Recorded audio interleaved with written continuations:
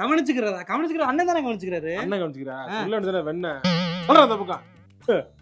அண்ணே அண்ணே அண்ணே அண்ணே அண்ணே தாத்தா விட்டுட்டு போயிட்டாரு. போகையில போயிட்டாரா? இப்ப என்ன பண்ணணும்? அண்ணே எங்கண்ணே முக்குல உக்காந்துருக்காங்க, போய் கரெக்ட் பண்ணிக்க. அந்த கொட்டகையில போயிட்டு வந்து வளர்ந்த அண்ணே அண்ணே என்ன கைய காட்டினாதான் தருவாங்களாம்னே விட்ட பையனே. குடுத்து தொலைங்கடா எடுவட்ட பயிலுகளா, குடுங்கடா.